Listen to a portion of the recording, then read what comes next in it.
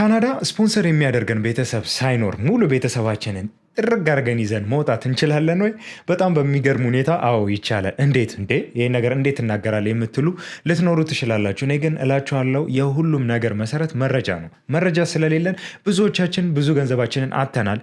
ማግኘት የምንችላቸውን እድሎች ሉዝ አድርገናል። ጤና ይስጥልኝ። ይህ የድሬ ልጅ ነው ዳኒ ድሬ። ዛሬም እንደተለመደው ምርጥ ብዬ ያሰብኩትን ቆንጆ መረጃ ይዤላችሁ መጥቻለሁ። ከዛ በተጨማሪም ደግሞ በጣም ደስ የሚል ዜና የካናዳ ኢሚግሬሽን IRCC ትዊተር ላይ ፖስት አድርጓል። በሱም ጉዳይ የምነግራችሁ ነገር ይኖራል። ከእናንተ የሚጠበቀው ቪዲዮውን ጀምራችሁ እስከ መጨረሻው ድረስ መረጃውን መከታተል ነው። አብራችሁኝ እንድትቆዩ እመኝላችኋለሁ። መልካም ቆይታ።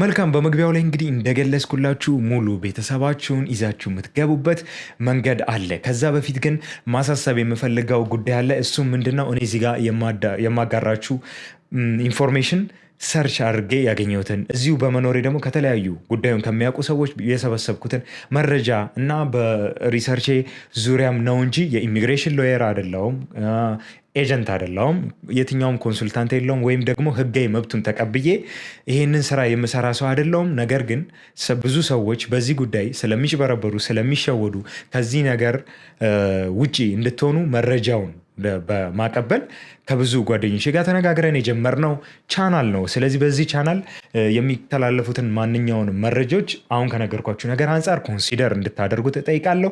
ከዛ በተጨማሪ ደግሞ ትልቅ አሳሳቢ ነገር አለ። እሱ ምንድን ነው? ከዚህም በፊት ባለው ቪዲዮ ደጋግሜ ተናግሬዋለሁ። በጣም በርካታ የሆኑ አካውንቶች በስማችን እየተከፈቱ የሰዎችን ገንዘብ እየጠየቁ ነው ያሉት። አሁንም ደግሜ አስረግጬ እናገራለሁ። እኔ ኤጀንት አይደለሁም፣ እኔ ኮንሱልታንሲም አይደለሁም። ስለዚህ በፕሮፋይላችን በአካውንታችን ፕሮፋይል በዚህ በዩቲዩብ ሎጓችን በኢሜይላችን በተመሳሳይ ገንዘብ ላኩ ተብሎ ለሚደርሳችሁ ኢሜይል ሪስፖንድ አታድርጉ። እስካም ነው። በተደጋጋሚ እያልኩ ነው። ምንም አይነት የቪዛ ፕሮሰስ በዚህ ሰዓት እኛ እየተቀበልን አይደለንም። ስለዚህ ይሄንን አውቆ የሚገባበት ካለ እንግዲህ ገንዘቡ ማስቀመጫ ቦታ አጥቶ ነው የሚሆነው። ስለዚህ አሁን በተደጋጋሚ ፕሊስ ለፍታችሁ ደክማችሁ ያመጣችሁትን ገንዘብ ለማንም አጭበርባሪ አትበትኑት። ከፍተኛ አካውንቶች በጣም ብዙ የሆኑ አካውንቶች ተከፍተዋል። በተቻለን አቅም እኛን ሪፖርት እያደረግን ለማዘጋት እየሞከረን ነው። ቲክቶክ ላይ ኦልሞስት በአንድ ሳምንት ውስጥ ከ5,000 በላይ ፎሎወር ያገኘም ሰው በጣም ብዙ ሰዎችን ገንዘብ እንደተቀበለ መረጃ ሰምተናል። እሱን አዘግተናል። ነገር ግን ይህን ነገር እስከ መቼም መቆጣጠር አንችልም። ስለዚህ እናንተ ኢንፎርም መሆን አለባቸው። ይህን ለማለት ወዳለው ቀጥታ ወደ መረጃው ነው መወስዳችሁ። ስለዚህ መጀመሪያ በጣም ደስ ያሰኛል ካልኳችሁ ዜና ነው መጀመሪያው ማለት ነው። ምንድነው የተሰማው ዜና? በዚህ ሳምንት ውስጥ ነው። ኦልሬዲ አዲስ ዜና ነው ማሳወቃችሁ። ምንድነው የሆነው? በካናዳ የስቱደንት ቪዛ ዙሪያ በጣም በርካታ የሆኑ ባክሎዶች እንዳሉ ይታወቃል። ይዘገያል ከተባሉት ጊዜ አይደለ።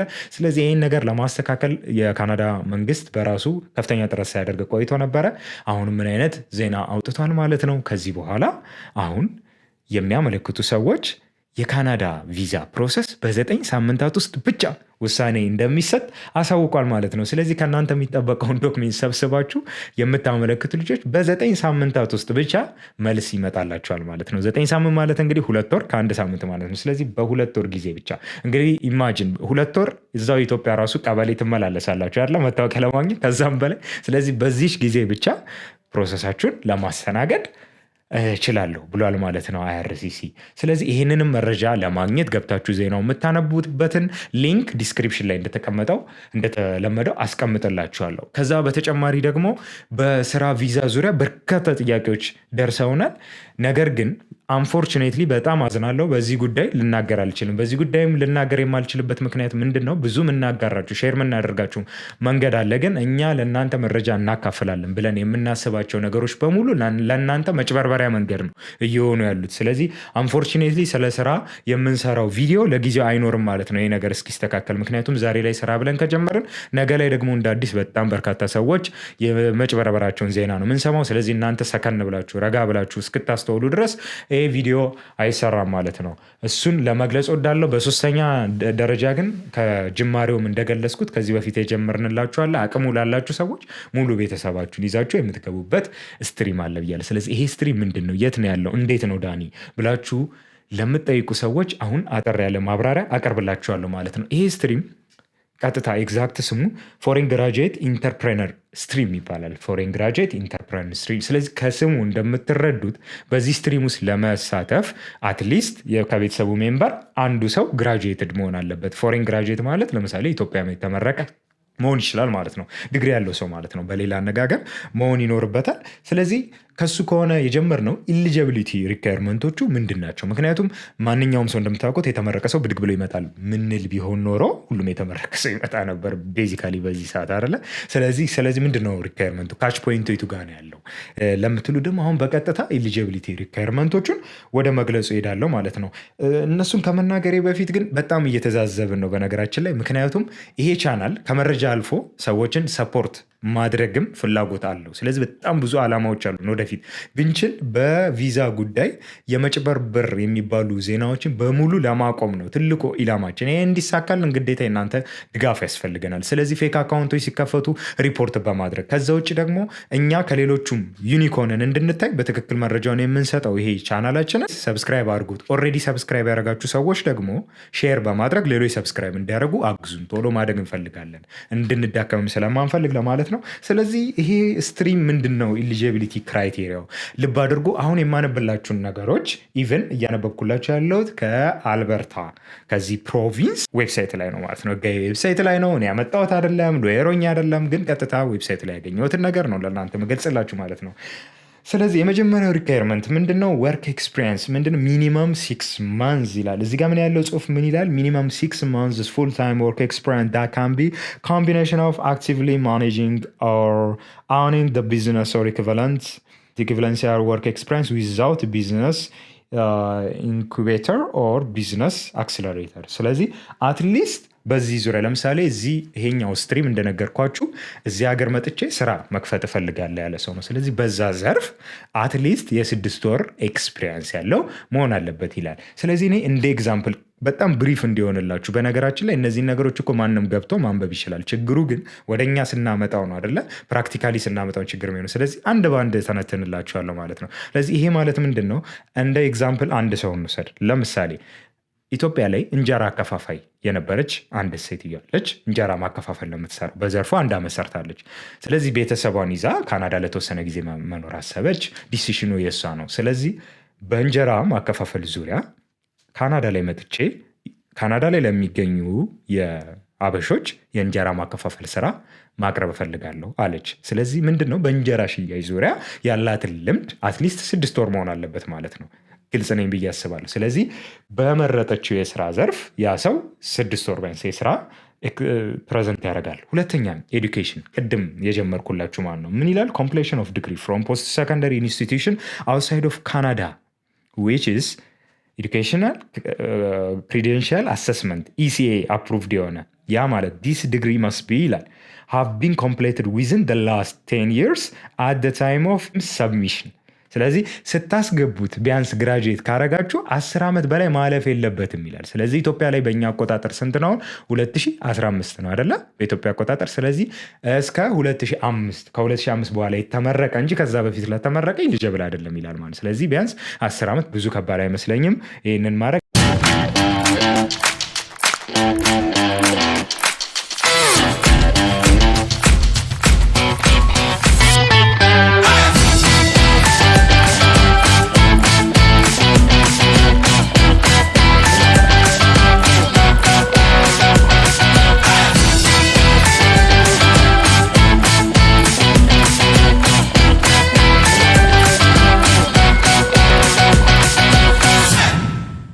ሁለተኛው መስት ቢ ኢኩቫለንት ቱ ካናዲያን ዲግሪ፣ ከካናዲያን ዲግሪ ጋር ኢኩቫለንት መሆን አለበት ይላል። ለዚህ ዶንት ወሪ። ይሄ ማለት ልክ ከኢትዮጵያ ለምሳሌ ማስተርስ ለመማር ዲግሪ ኢኩቫለንት ስለሆነ ነው አይደለ? በማስተርስ እዚህ መጥተው ሰዎች የሚማሩት። ስለዚህ ኢኩቫለንሲውን ቼክ ለማድረግ ቶሮንቶ ላይ ይህንን ቼክ የሚያደርግ ተቋም አለ። ኦልሬዲ አብዛኞቹ ኢትዮጵያ ላይ ያሉ ዲግሪዎች ኢኩቫለንት ናቸው። ይህንን ነግራቸዋለሁ።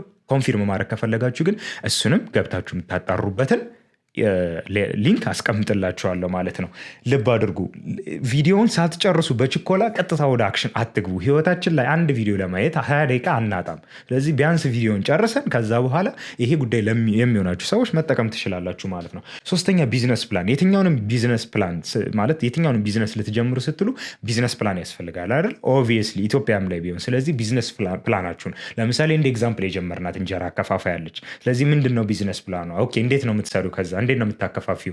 ኦኬ ስገባ ካናዳ ላይ ለምሳሌ አልበርታ ላይ ነው እንደዚህ አይነት ቦታ ላይ ነው መክፈት የምፈልገው። ሰራተኞች እንደዚህ ቀጥራለሁ። ከዛ በኋላ ኦልሬዲ እየሰሩ ያሉ ማርኬቶች ያሉ የአበሻ ስቶሮች በየቦታ ያሉ። ስለዚህ እነሱን ኮንታክት አደርጋለሁ። ለእነሱ በተሻለ ፕራይስ የተሻለ ጥራት ያለው እንጀራ ማቅረብ ጀምራለሁ ማለት ነው። ኤግዛምፕል ነው እየሰጧቸው ያሉት። እንደዚህ በሉ ማለት አይደለም። ልብ አድርጉ። እንደዚህ አደርጋለሁ። ይሄንን የሚተነተንበት የቢዝነሳችሁ ፕላን ፕሬዘንት ይደረጋል ማለት ነው። ፒች ዴክ ምን ይላል? 10 minutes presentation slides only that outlines the proposed business venture and focus on what an investor would want to see. ስለዚህ ይሄ በጣም ቀላል ነው። አይታችኋል ፊልሞች ላይ ኦር በተለያየ በስራ ዓለም ያያችሁት ሊሆን ይችላል። የትኛውንም ቢዝነስ የሚያስቡ ሰዎች ፕሬዘንት ያደርጋሉ። ያሰብኩት እንዲህ ለመስራት እንዲህ ነው እያሉ ማለት። ስለዚህ እሱ በስላይድ ሾው አለ። ስለዚህ እንደዛ በስላይድ ሾው የቀረበ ፕሬዘንቴሽን ማለት ነው። ራሱን ቢዝነስ ፕላን የሰራችሁትን መልሳችሁ ስላይድ ሾው ማድረግ ነው። ቀላል ነው። ላንጉዌጅ ሚኒመም ካናዳን ላንጉዌጅ ቤንችማርክ CLB ሌቭል ኦፍ 5 ፎር ኢች እንግሊሽ ላንጉዌጅ ስኪል ኦር ኒቬክስ በፍሬንች ነው የተጻፈው ኦፍ 5 ፎር ኢች ፍሬንች ላንጉዌጅ ስኪል። ፍሬንች ከሆናችሁ በፍሬንች ለማለት ነው። ሪዲንግ፣ ራይቲንግ፣ ሊስኒንግ ኤንድ ስፒኪንግ። ኦፊሻል ቴስት ሪዛልትስ ማስት ቢ ሌስ ዛን 2 years old at the time of ይሄ ኢኦአይ ማለት ሰብሚሽን ለማለት ነው። ኤኤአይፒ ኦንሊ አክሰፕትስ ደ ፎሎዊንግ ላንጉዌጅ ቴስት። ስለዚህ ከቤተሰቡ ሜምበር መሀል ቢያንስ አንደኛው ላንጉዌጅ ቴስትን ፕሬዘንት ማድረግ አለበት። ይሄ ፕሮሰሱ በሱ በኩል የሚሄድበት ሰው ማለት ነው። ስለዚህ እሱ ደግሞ ትንሽ ነው ውጤት የጠየቁት። በነገራችን ላይ በካናዳ ሌቭል የጠየቁት ፖይንት ትልቅ የሚባል አይደለም፣ በጣም ትንሽ ውጤት ነው። አንድ የተማረ ሰው ካለ ከዛ መሀል ሊያመጣው የሚችል ነው። ግን መቀበል የሚችሉት ደግሞ ካናዲያን እንግሊሽ ላንጉዌጅ ፕሮፊሸንሲ ኢንዴክስ ወይም CELPIP የሚባለው ወይም ደግሞ IELTS ወይም ደግሞ ቶፍል ኦር ደግሞ እዚህ ላይ የተጠቀሱ አሉ TCF ማለት ይቅርታ። ስለዚህ ከነዚህ መካከል ነው የሚለው። ስለዚህ ዶሊንጎ አይሆንም ማለት ነው በዚሁ አጋጣሚ። ስለዚህ አንዱን ተፈትኖ አንደኛው ሰው ይይዛል ማለት ነው። ሌላው ሰው እንግዲህ እስከ 7 ቤተሰብ መምጣት ይችላል በጣም በሚገርማችሁ ሁኔታ። ከዛ ቢዝነስ ስታብሊሽመንት ይጠይቃሉ። ምን ይላል ይሄ ደግሞ? መስት ሃቭ ሚኒመም 34 ኦነርሺፕ ኦፍ ዘ ቢዝነስ ኢስ ሎኬትድ ኢን አርባን ሴንተር ፎር ሚኒመም 51% ኦነርሺፕ if located in regional area outside Calgary or Edmonton. Census metropolitan areas ይላል። ቢዝነስ ፓርትነርስ must be Canadian citizens or permanent residents. Business must not be on the list of ineligible business ይላል። ይሄ እዚህ ጋር ደግሞ የተጠቀሱት ነገሮች ምንድን ነው? አትሊስት የምትሰሩ ለምሳሌ ማለት ነው ስትመጡ 100% ቢዝነሱ የእናንተ አይደለም የሚሆነው። እዚህ ያለ የሆነ ሰው እንደ ፓርትነር ማቅረብ አለባችሁ። ለምሳሌ ሌትሴ ከበደ ካልጋሪ ላይ እየኖረ ያለ ሰው ነው። እንጀራቼ የምትሰራው ሴትዮ አብሯት ማን ይሰራል ማለት ነው? ከበደ። ገብቷቸዋል። ስለዚህ ለምን የሀገራቸውን ፐርማነንት ሬዚደንስ ወይ ሲቲዝን ማስጠቀም ስለሚፈልጉ ይሄንን የሚሉት። ፐርሰንታችሁ ግን ቢያንስ በትንሹ 34% መሆን አለበት ይላል። ገብቷቸዋል። ይሄ ማለት 50 70 80 መሆን ይችላል። ነገር ግን ከ34 መውረድ አይችልም ማለት ነው። እሱ ግን የሚሆነው ምንድን ነው? አርባን ላይ ከሆነ ነው። ገብቷቸዋል። ግን ሩራል ላይ ከሆነ ሚኒመሙ 51%። ይህ ማለት ገጠራማው ክፍል ላይ ከሆነ ቢያንስ ግማሽ ያሉ ፐርሰንት የእናንተ መሆን አለበት ቢዝነሱ። ለምሳሌ $50,000 $100,000 ምናምን ቢዝነስ ቢሆን አትሊስት ግማሽ ያሉን ኢንቨስት አድርጋችሁ ቢዝነሱም ደግሞ ኦውን የምታደርጉት ቢያንስ 51%ን ገጠር ላይ ከሆነ እናንተ መሆን አለባችሁ ይላል ማለት ነው። ይሄ ለእናንተ ነው አድቫንቴጁ ዞሮ ዞሮ። ከዛ በተጨማሪ ደግሞ ያልኳችሁ ፓርትነር የሚሆናችሁ አካላት ወይ ሲቲዘን ወይ ፐርማነንት መሆን አለባችሁ ማለት ነው። እንደገና ቢዝነስ must not be on the list of ineligible business የሚለው እነሱ ineligible business ብለው የጠቀሷቸዋል። ለምሳሌ የጭፈራ ቤት ስራ እንደዚህ ብለው የጠቀሷቸው እነሱ መሆን የለባቸውም ለማለት ነው። ሊስቶቹ ቼክ ማድረግ ትችላላችሁ ማለት ነው። የትኞቹ ናቸው የሚለው ፈጠን ብዬ ማውራው ካለን ጊዜ አንጻር ነው። ቀስ ካልኩኝ እንደማታዩት ማወቄ ነው። ስለዚህ የመጨረሻው ምን አለ? ቢዝነስ ኢንቨስትመንት ሌተር ኦፍ ሪኮመንዴሽን እና ሴትልመንት ፈንድ አለ። 3 ብቻ ነው የቀረን። ስለዚህ ይሄኛው ምንድነው ቢዝነስ ኢንቨስትመንት የሚለው ሚኒመም ሌቭል ኦፍ ኢንቨስትመንት ፍሮም ካናዲያን ኦር ስፓውስ ኦር ኮመን ሎ ፓርትነር ኦን ኢኩዊቲ ፍሮም a recognized financial institution, venture capital or angel investment from prior to coming to Alberta. The mandatory minimum investment for an urban center is $100,000, while mandatory minimum investment for regional areas 50,000. Higher levels of investment prior to coming to Alberta will be awarded more points. Points are awarded for urban center for regional area or not pass. ከሁለት አንዱ ነው የሚሆነው ፖይንት የሚሰጣችሁ። ስለዚህ ከተማ ላይ ለምሳሌ እዚያው ማል ከተማ ላይ አለማ ላይ ያለ ሰው ሚኒመም $100,000 ነው ኢንቨስትመንቱ ይላል። አርባን ላይ ከሆነ ማን ነው ገጠር ላይ ሩራል ላይ ከሆነ ደግሞ $50,000 ነው ይላል። ልብ አድርጉ። ይሄን ገንዘብ ልከፍሏችሁ አይደለም፣ ለራሳችሁ ነው። ኢትዮጵያ ላይ ኢንቨስት አደርጋለሁ ብትሉ ታወጣላችሁ አይደል? ያን ገንዘቡን ማድረግ አለባችሁ አይደለ? ግዴታ። ይሄ ምንድነው ለራሳችሁ መታችሁ እዛ ጋር ቢዝነሳችሁ የምትሰሩበት ነው እንጂ $1 ለገቨርንመንቱ ከፍላችሁ አይደለም። ለዚህ ገንዘቡን ምንድነው ከመምጣታችሁ በፊት ኢንቨስት ማድረግ መቻላችሁን ማሳመን አለባችሁ፣ ማቅረብ አለባችሁ ማለት ነው። ኮምፕሊኬትድ ሊመስላችሁ ይችላል፣ ግን እቺ ነገር ስታልቅ በጣም ይሄን ነገር ደግሞ ቀለል የሚያደርገው ደስ የሚል ነገር እነግራችኋለሁ። እስካሁንም ብዙ እንትን የሚል አይደለም፣ ግን ይሄን ሁሉ አስል እንዴት ነው ቴክ ኬር ማድረገው ልትሉ ትችላለ። ግን ለሱ ደግሞ ቆንጆ ነገር ምነግራችኋለሁ። ጀስት እናንተ ስቴይ ቲዩንድ። ሌላው ሌተር ኦፍ ሪኮመንዴሽን ማለት መስታፍ ሌተር ኦፍ ሪኮመንዴሽን ፍሮም AAIP አፕሩቭድ ዴዚግኔትድ ኤጀንሲ። ይህ እዚህ ጋር ነው ትልቁ ፖይንት ያለው። ምን ይላል? ሌተር ኦፍ ሪኮመንዴሽን ያስፈልጋቸው። ማን ነው AAIP አይደለ? ማን ነው AAIP? ገቨርንመንቱ ራሱ። ይሄ ነገር ለምን ስለ ብዙ ገንዘብ ስለ ኢንቨስትመንት ነው እየተወራ ያለው፣ ኖርማል ኢሚግሬሽን አይደለም። ስለዚህ ይሄን ነገር ሊያግዟችሁ የሚችሉ ሊመክሯችሁ የሚችሉ ቢዝነሳችሁ ላይ ይሄ ያዋጣል አያዋጣም ሊሏችሁ ሊያማክሯችሁ የሚችሉ ራሱ ገቨርንመንቱ ያስቀመጣቸው አካላት አሉ ማለት ነው። ስለዚህ ቶሮንቶ ላይ ያለ እዚህ ያለ። ስለዚህ እኔ ደግሞ ቀጥታ ነገሩ ኮምፕሊኬትድ እስከሚሆንባችሁ ያልኳችሁን ነገር ብቻ አዘጋጅታችሁ ኤጀንሲ አያስፈልግም ያልኳችሁ ራሱ በዚህ ምክንያት ነው። እነሱን ራሳቸውን ኮንታክት ብታደረጓቸው ኦኬ ሚስተር ከሌ ይሄ ያስፈልጋል ይሄ ማሟላ እያሉ ራሳቸው ቴክ ኬር አድርገው። እንግዲህ ልብ በሉ ይሄ ፔይድ ሰርቪስ አይደለም። እነዚህ ኮንታክት ራሱ ገቨርንመንቱ አሳይን ያደረጋቸው ናቸው። 2 ብቻ ናቸው አይ ቢሊቭ። ስለዚህ አንዱን እኔ ወይም 2ቱን ማስቀምጥ እናንተ የቀለላችሁን ኮንታክት ማድረግ ትችላላችሁ ማለት ነው። ይሄ ነው ዌብሳይቱንም እንደዛ አስቀምጥላችኋለሁ ብያለሁ።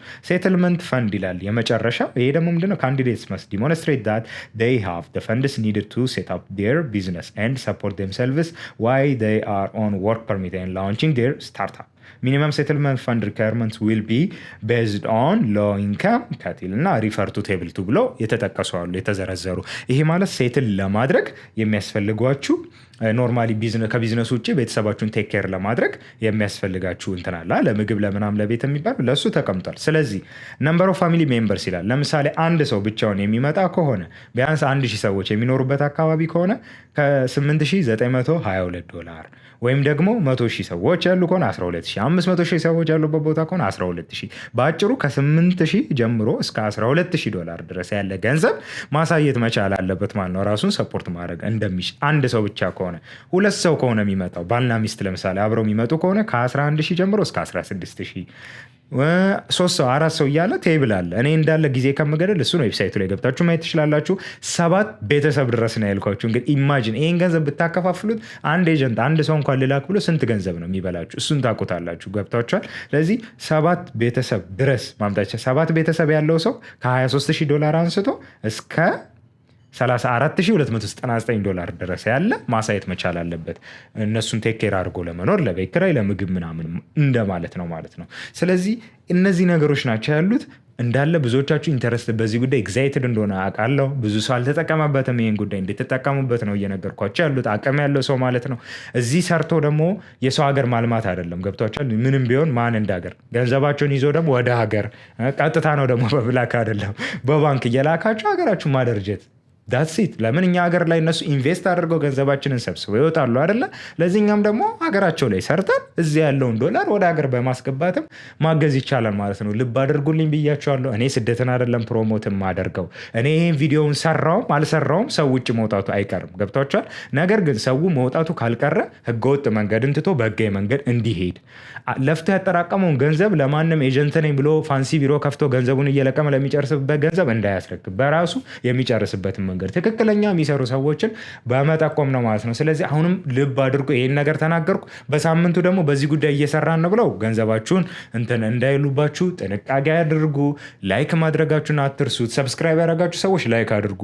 5000 ሰው ካየው 5000 ሰው ላይክ ያድርግ። 10000 ሰው ካየው እንደዛው። ያልወደደውም ሰው ካለ ደግሞ በነገራችን ላይ ዲስላይክን መንካት ይችላል፣ ግን ሁለቴ እንካ ያው እንዲጠፋ ማለት ነው። ኤኒዌይስ በጣም ቴንኪው፣ በጣም አመሰግናለሁ። ዳኒ ድሬ ነበርኩኝ ይህንን መረጃ ያቀበልኳችሁ። 9 ሳምንት ሆኗል ብያለሁ የስተዲ ፐርሚት ፕሮሰስ።